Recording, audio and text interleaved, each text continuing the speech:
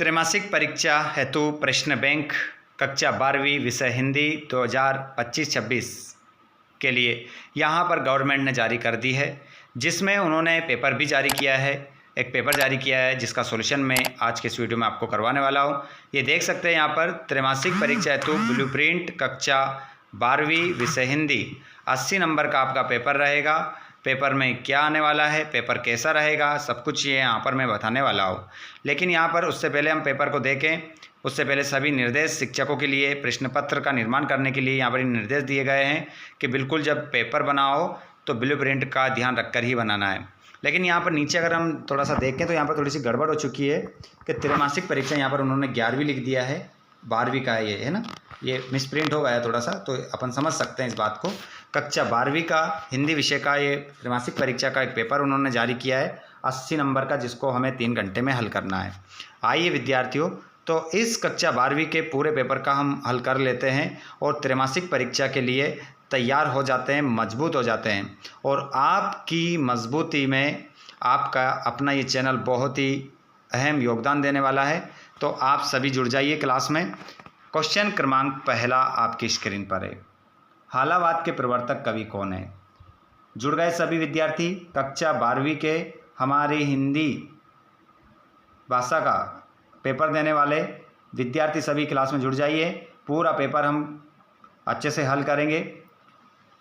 जो जो विद्यार्थी अभी तक नहीं जुड़ पाए हैं, जो हमारे भाई बहन जुड़ गए हैं, उन्हें एक बार शेयर कर दीजिएगा। आप एक बार शेयर कर दो। और जो भी आप अभी तक इस वीडियो को देख रहे हैं, अगर आपने चैनल को सब्सक्राइब नहीं किया है तो चैनल को सब्सक्राइब कीजिएगा और हमारी फैमिली का हिस्सा आप अवश्य बनें, क्योंकि बहुत ही मेहनत की जाती है आप लोगों की परीक्षाओं की तैयारी करवाने के लिए। आइए बच्चों, तो पहले क्वेश्चन को हम स्टार्ट करते हैं। हालावाद के प्रवर्तक कवि कौन है? जयशंकर प्रसाद, अज्ञे, हरिवंश राय बच्चन, महादेव वर्मा। तो इसमें आपका करेक्ट आंसर हो जाएगा हरिवंश राय बच्चन। दिन जल्दी जल्दी रलता है गीत बच्चन के किस काव्य संग्रह से लिया गया है? मधुशाला, मिलन यामिनी, निशा निमंत्रण, मधुकलश। तो इसमें आपका सही आंसर हो जाएगा निशा निमंत्रण। हरिवंश राय बच्चन का जन्म कब हुआ? 1905 में, 1907 में, 1909 में, 1911 में। तो इसमें आपका करेक्ट आंसर 1907 होगा। हरिवंश राय बच्चन का जन्म कहाँ हुआ था? फैजाबाद, इलाहाबाद, हैदराबाद, मुरादाबाद। तो इसमें आपका करेक्ट आंसर हो जाएगा इलाहाबाद। आत्मपरिचय कविता में कवि किसका भार लिए फिरता है? आत्मपरिचय कविता में कवि किसका भार लिए फिरता है? कार्यालय का, परिश्रम का, जगजीवन का, असफलता का। तो यहाँ पर जगजीवन का आंसर होगा। आत्मपरिचय कविता में कवि जीवन में क्या लिए फिरता है? स्नेह, करुणा, प्यार, दया। तो आत्मपरिचय कविता में कवि जीवन में क्या लिए फिरता है? तो प्यार लिए फिरता है। प्यार आपका इसमें आंसर होगा। आत्मपरिचय कविता में कवि बच्चन किसका पान किया करते हैं? जल का, स्नेह सुरा का, सांसों का, सत्य का। तो इसमें करेक्ट आंसर होगा स्नेह सुरा का। आत्मपरिचय कविता में कवि अपने रोदन में क्या लिए फिरता है? राग, रास, राज, राम। तो इसमें सही उत्तर आपका हो जाएगा राग। राग लिए फिरता है। आगे देखिएगा क्वेश्चन क्रमांक नेक्स्ट। पूरा त्रैमासिक पेपर इसी में से बनने वाला है, इसलिए सारे ऑब्जेक्टिव गवर्नमेंट ने जारी कर दिए हैं कि इनको अच्छे से लगाइएगा और बेहतर तैयारी अपनी कीजिएगा।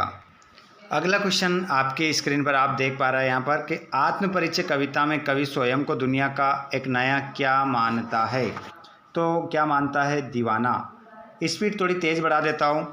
क्यों? क्योंकि पेपर थोड़ा सा लंबा खींचेगा, थोड़ा टाइम ज़्यादा लगेगा, इस कारण से डायरेक्ट फटाफट आंसर बता देता हूँ। आप भी अपने हाथ में कॉपी रखिएगा, पेन रखिएगा और इन क्वेश्चनों को नोट कर लीजिएगा अच्छे नंबर लेने के लिए। पूरा त्रैमासिक पेपर यहाँ से आपका क्या करने वाला है? बनने वाला है। फिर मत बोलिएगा कि बताया नहीं, त्रैमासिक में पेपर कहाँ से आया, हमें नहीं पता, हमें तो सूझ नहीं पड़ी। पहले ही बोल रहा हूँ, अच्छे से इसको नोट कर लीजिएगा। आत्मपरिचय कविता में कवि कैसा संसार लिए फिरता है? तो इसका आंसर हो जाएगा यथार्थ का, आदर्श का, स्वप्नों का। तो इसमें आंसर आपका स्वप्नों का हो जाएगा। हो ना जाए पथ में रात गई, सोच सोच कर पंथी। जल्दी जल्दी कौन चलता है? तो पंथी चलता है। अगला क्वेश्चन है, किसका ध्यान करके चिड़िया के परों में चंचलता आ जाती है अपने बच्चों का। बच्चों की याद आने पर चिड़िया क्या करती है? रोती है, सोती है, तेज़ी से उड़ती है? तेज़ी से उड़ती है आंसर होगा। दिन जल्दी जल्दी ढलता है। कविता में कवि हताश व दुखी क्यों है? आर्थिक हानि के कारण, अपराध के कारण, परिवार से बिछुड़ने के कारण। तो यही हिस्सा ऑप्शन आपका करेक्ट होगा। कवि आलोक धनवा किस दशक के कवि हैं? तो यहाँ पर आपका 7वें 8वें दशक के कवि हैं। आगे चलते हैं, लिखते चलिएगा, स्क्रीनशॉट PDF सब मिल जाएगा, चिंता न करें। कवि आलोक धनवा की पहली कविता कौन है? भागी हुई लड़कियाँ, ब्रोनो की बेटियाँ, इनमें से कोई नहीं, जनता का आदमी। तो करेक्ट आंसर हो जाएगा जनता का आदमी। कवि आलोक धनवा का एकमात्र कविता संग्रह भागी हुई लड़कियाँ, ब्रोनो की बेटियाँ, जनता का आदमी, दुनिया रोज बनती है। तो यहाँ पर आपका करेक्ट आंसर हो जाएगा दुनिया रोज बनती है। अगला क्वेश्चन, छत से गिरने और बचने के बाद बच्चे बन जाते हैं। निडर, निडर आपका आंसर होगा। पतंग कविता किसके लिए प्रसिद्ध है? प्रतीकों के लिए, चित्र विधान के लिए, बिंब विधान के लिए, व्यंग्यार्थ के लिए। तो यहाँ जो करेक्ट आंसर हो जाएगा वो हो जाएगा बिंब विधान के लिए। बिंब विधान के लिए आपका क्या होगा? आंसर हो जाएगा। अगला क्वेश्चन है, पतंग उड़ाते बच्चे किसके सहारे स्वयं भी उड़ते हैं? तो रंध्रों के सहारे, रंध्रों के सहारे आपका आंसर होगा। मातृक छंद का उदाहरण है? तो यहाँ पर सवैया, कवित्त, सोटा, इनमें से कोई नहीं। तो सोटा जो होता है ये आपका मातृक छंद का उदाहरण है। माधुर्य गुण किन रसों में पाया जाता है? तो माधुर्य गुण जो होता है वीर में नहीं पाया जाता है, रौद्र में नहीं पाया जाता है, आशी में नहीं, श्रृंगार में पाया जाता है। आगे हम बात करेंगे श्रृंगार रस, यहाँ पर आंसर होगा। काव्य गुणों की संख्या कितनी मानी गई है? तो आंसर हो जाएगा 2, श्रव्य काव्य और दृश्य काव्य। चलिए आगे हम बढ़ते हैं अगले क्वेश्चन की ओर। जिस काव्य गुण विशेष के कारण सहृदय का चित्त व्याप्त हो जाता है, अर्थात सहृदय के चित्त में अर्थ पूरे का पूरा रम जाता है, उसे कहते हैं। तो उस गुण को हम कहते हैं माधुर्य गुण, ओज गुण, प्रसाद गुण, या इनमें से कोई गुण नहीं। तो चित्त क्या हो जाता है? फैल जाता है, वैसा वैसा में हमारे मन में उतर जाता है, तो उसे हम कहते हैं माधुर्य गुण। माधुर्य गुण आपका इसमें क्या हो जाएगा? आंसर हो जाएगा। बख्तिन पाठ लिखा गया है। अगला क्वेश्चन आप देखेंगे स्क्रीन पर, बख्तिन पाठ लिखा गया है कहानी के रूप में, आलेख के रूप में, रेखाचित्र के रूप में, लेख के रूप में। तो यहाँ पर रेखाचित्र आपका हो जाएगा, संस्मरणात्मक रेखाचित्र के रूप में लिखा गया है। जिटोत का अर्थ है तो बड़ा भाई, ससुर का पुत्र, जेठ का पुत्र, जेठ का पुत्र आपका आंसर हो जाएगा। बख्तिन का वास्तविक नाम लक्ष्मीन था, लिख के रखिएगा अच्छे से। आगे बढ़ते हैं। बख्तिन गले में पहनती थी मणिमाला, कंटीमाला, मोतीमाला, सोने की माला। तो कंटीमाला। माँ देवी वर्मा का जन्म वर्ष 1907। यामा काव्य संग्रह माँ देवी वर्मा का। बाजा दसन पाठ के लेखक जैनेन्द्र कुमार। परख उपन्यास के लेखक, तो यहाँ पर हो जाएगा परख जैनेन्द्र कुमार का। बाजा दसन पाठ है निबंध है बच्चों ये। परचेजिंग पावर का अर्थ है खरीदने की शक्ति। बाजार का जादू चढ़ने का अर्थ है आकर्षक वस्तुएं, उपहार की वस्तुएं, उधार की वस्तुएं, दान की वस्तुएं। बाजार का जादू मतलब आकर्षक वस्तुएं। बाजार दर्शन पाठ का केंद्रीय भाव बाजारवाद। काले मेघा पानी दे के पाठक पाठ के लेखक, काले मेघा पानी दे पाठ के जो लेखक हो जाएंगे उनका नाम हो जाएगा काले मेघा पानी दे पाठ के जो लेखक धर्मवीर भारती।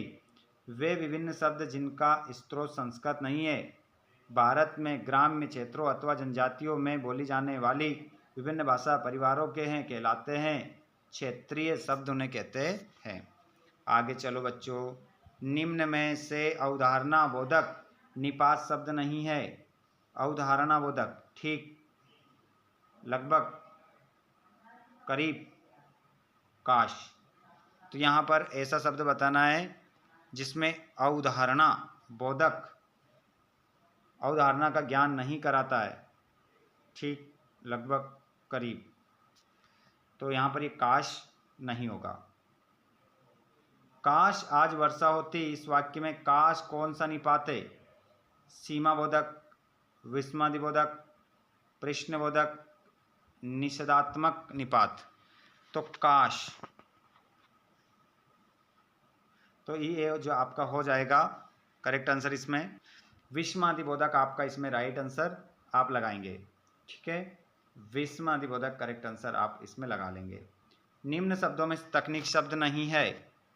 अंगोछा, रेखाचित्र, अभिकर्ता, आयोग, तो अंगोछा नहीं है, ठीक है, ये तकनीकी शब्द नहीं है। सिल्वर वेडिंग पार्ट के लेखक मनोहर श्याम जोशी, मनोहर श्याम जोशी, ना कि श्याम मनोहर जोशी, है ना, ये आपका आंसर होगा बा। यशोधर बाबू अपना आदर्श मानते थे, किशन दा को मानते थे। यशोधर बाबू मूलतः रहने वाले थे कुमाऊं के, ऑप्शन देख लो, दिल्ली के, आगरा के, कुमाऊं के, झांसी के, तो कुमाऊं आपका आंसर होगा इसमें। यशोधर बाबू सर्वप्रथम किस पद पर नियुक्त हुए? Boy service. यशोधर बाबू का पूरा नाम वाई.डी. पंत। लेखक ने यशोधर बाबू को किशनदा का कौन सा पुत्र कहा? मानस पुत्र। यशोधर बाबू किस तरह के जीवन के पक्षधर थे? सादगीपूर्ण। टीवी पर प्रसारित खबरों में सबसे महत्वपूर्ण? विजुअल, बाइट, नेट, उपर्युक्त सभी आंसर होगा। आगे देखिए, सारे सब्जेक्ट के लेकर आने वाला हो, मैथ्स, फिजिक्स, केमिस्ट्री, अर्थशास्त्र, इकोनॉमिक्स, सब सारे सब्जेक्ट आपको मिलने वाले हैं, एक के बाद एक पूरा पेपर। रेडियो समाचार की भाषा होती है जिसमें सामासिक और तत्सम शब्दों की बहुलता हो, नहीं होता है, जिसमें आम बोलचाल के शब्दों का प्रयोग हो, जो समाचार वाचक आसानी से पढ़ सके, जिसमें कठिन शब्द हो। तो इसमें आपका जो करेक्ट आंसर होगा, जो समाचार वाचक आसानी से कर सके, पढ़ सके, सा ऑप्शन सही होगा। आधुनिक छापाखाना का आविष्कार हुआ भारत में, चीन में, जर्मनी में और अमेरिका में। तो आधुनिक छापाखाना का जो आविष्कार हुआ वो हुआ आधुनिक छापाखाना का, तो यहाँ पर आपका आंसर होगा, आंसर बताइए। इसका आंसर आप लिख कर रखेंगे अपना, जर्मनी में। जर्मनी आपका राइट आंसर होगा, और ये लगभग कब हुआ? 1450 के आसपास। रिक्त स्थान में सही विकल्प का चयन करके लिखना है। मैं मौजों पर मस्त बहा करता हूँ, तो यहाँ पर भव हो जाएगा। मैं मादकता निशेष लिए फिरता हूँ। मैं बना बना कितने जग रोज मिटाता हूँ। मैं बना बना पुनरुक्ति प्रकाश अलंकार हो जाएगा। कभी बच्चन का ध्यान नहीं करते, किसका? जग का। कभी संसार को गाना कहते हैं, रोने को। कभी संसार कवि के गाने को गाना कहता है, सॉरी, रोने को गाना कहता है, रोने ऑप्शन में। और दुनिया की सबसे रंगीन और हल्की चीज़ है पतंग। पतंग की पतली कमानी की बनी होती है, बांस की। आचार्य भरत ने काव्य की आत्मा माना है, तो आचार्य भरत ने काव्य की जो आत्मा माना है वो माना है। भरत देखकर डर मत जाना, भरत मतलब भरत मुनि, तो उन्होंने रस को काव्य की क्या माना है? आत्मा माना है। आश्रय के चित्त में उत्पन्न होने वाले अस्थायी मनोविकारों को क्या कहते हैं? तो उन्हें संचारी भाव कहते हैं। भाव पक्ष में प्रदान होता है, भाव पक्ष में जो प्रदान होता है वो क्या होता है? रस होता है या अलंकार होता है, ये आपको बताना है। तो भाव पक्ष में इन दोनों में से क्या प्रदान होता है? तो इसमें हम क्या ग्रहण करते हैं? रस को ग्रहण करते हैं। तो भाव पक्ष में रस क्या होता है? महत्वपूर्ण होता है ना। अलंकार से तो काव्य की क्या बढ़ती है? सुंदरता बढ़ती है। आश्रय के चित्त में उत्पन्न होने वाले अस्थायी मनोविकारों को क्या कहते हैं? संचारी भाव। ये रस हो गया। संचारी भाव की संख्या 33 होती है, स्थायी भाव की संख्या 10 होती है। प्रत्येक रस का एक क्या होता है? स्थायी भाव होता है। रस के प्रमुख अंग होते हैं 4। आगे हम बढ़ते हैं। विवत्स रस का स्थायी भाव जुगुप्सा हो जाएगा। विभाव के प्रकार होते हैं 2, अनुभाव के प्रकार होते हैं। तो अनुभाव के यहाँ पर जो प्रकार हो जाएंगे, आपका करेक्ट आंसर इसमें लगाएंगे आप 4 लगा देंगे आप इसमें, 4 आंसर आपका इसमें करेक्ट हो जाएगा। आगे हम बढ़ते हैं। आश्रय की बाह्य शारीरिक चेष्टाएं कहलाती है अनुभाव। स्थायी भाव को जागृत करने वाले कारणों को कहते हैं। स्थायी भाव को जागृत मतलब जगाने वाले कारणों को जो कहते हैं बच्चों, वो कहते हैं आलंबन। स्थायी भाव को जागृत करने वाले कारणों को आलंबन कहते हैं। आगे देखते हैं। तो आलंबन यहाँ पर आप करेक्ट आंसर लगाएंगे। और अगर यही स्थायी भाव जागृत होकर क्या हो जाते हैं, तीव्र हो जाते हैं, तो क्या कहलाते हैं? उद्दीपन, है ना। उद्दीपन ये काम करता है तीव्र करने का। क्रोध स्थायी भाव जागृत होकर रस के रूप में परिणत होता है, रौद्र रस। व्यंग्योक्ति को पढ़कर, देखकर अथवा सुनकर रस की अभिव्यक्ति होती है। तो यहाँ पर आपकी जो व्यंग्योक्ति को पढ़कर, देखकर व सुनकर जो रस की उत्पत्ति होती है वो होती है हास्य रस की। बख्तिन का कद था छोटा। बख्तिन पाठ के रचिता है महादेवी वर्मा। लेखक के दूसरे परिच्छेद में अधिक है। तो लेखक के दूसरे परिच्छेद में जो अधिक क्या है? सुख या दुख। तो दुख आपका इसमें आंसर हो जाएगा। लेखक के परिच्छेद में अधिक है।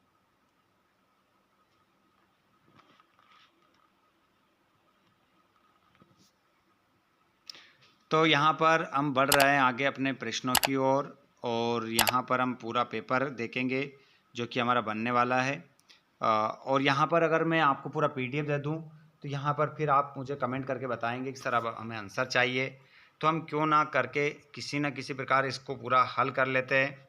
या फिर यहाँ पर देख सकते हैं आप, क्योंकि अभी हमारा पूरा 23 तक रहा है और अभी हमारे कुछ एक एक टॉपिक करके लाता हो, ऐसा करते हैं, है ना। तो यहाँ पर देख पा रहे हैं आप स्क्रीन पर, ये क्वेश्चन मैं एक के बाद एक लाता हूँ, क्योंकि इसमें हमारा बहुत सारा समय बर्बाद हो जाएगा और हम इसको कवर नहीं कर पाएंगे। कवर तो कर लेंगे लेकिन कम से कम 1 से 1.5 घंटे की हमारी क्लास चाहिए इसमें। तो ये तो मैंने अभी आपको क्या करवाया, एक पेपर प्रोवाइड करवाया है, पूरा बता देता हूँ। और एक के बाद एक अगर आप मुझसे कहते हैं कि सर इनके आंसर भी हमें चाहिए, तो मैं जल्दी इन सभी प्रश्नों के आंसर भी आपको प्रोवाइड करवा दूंगा। देख सकते हैं आप पूरा क्वेश्चन क्रमांक 7, 8, यही क्वेश्चन आपके त्रैमासिक पेपर में आएंगे। जैसे प्रश्न नंबर 8 में इनमें से आएगा 1, 10 में इनमें से आएगा कहानी और उपन्यास मंत्र, रेखाचित्र संस्मरण मंत्र, जीवनी आत्मकथा मंत्र, नाटक एकांकी मंत्र, इनमें से एक आ जाएगा। ठीक है, 11वें में ये आएंगे। तो इस प्रकार यहाँ पर बताया गया है। जो पेपर आपका पूरा 23 तक बता देता हूँ यहाँ पर, ताकि आप स्क्रीनशॉट ले लो और PDF आप हमारे टेलीग्राम व्हाट्सएप ग्रुप से डाउनलोड कर लेना, जिसकी लिंक हमने नीचे डाल दी है। तो इस पेपर में मैं आपको ये करवा रहा हूँ कंप्लीट। जो वीडियो आएगा उसमें मैं एक एक टॉपिक, रिक्त स्थान, सही जोड़ी, सत्य असत्य, एक शब्द में उत्तर, ये करवा दूंगा, जिसके माध्यम से आप क्या करेंगे, बहुत ही अच्छे नंबर लेकर आ सकते हैं। देख सकते हैं ये अपठित गद्यांश जो आने के दे दिए उन्होंने कि ये 3 लगा लेना भैया। संदर्भ प्रसंग उन्होंने दे दिए हैं कि इनको लगा लो अच्छे से, और अपनी तैयारी को, त्रैमासिक तैयारी को बेहतर करके रखिए। वही संदर्भ प्रसंग दे दिए उन्होंने, कविता एक खिलना है, कविता एक उड़ान है, मैं निज रोदन में, मैं और जगोर, मैं जग जीवन का भार लिए, बाजार एक जादू है, ये सब बता दिया उन्होंने कि संदर्भ प्रसंग। और पत्र कौन कौन सा आएंगे ये भी उन्होंने बता दिया कि माध्यमिक शिक्षा मंडल को अंक सूची की दूसरी प्रति मंगवाने हेतु, अपनी उत्तर पुस्तिका की पुनर्गणना करवाने हेतु, और नगर निगम को लिखना है, जल की पूर्ति करवाने हेतु, मोहल्ले में व्याप्त गंदगी को दूर करवाने हेतु ध्वनि विस्तारक यंत्र वाला दे दिया है। ये 5-6 दे दिए उन्होंने कि इनको कर लीजिएगा।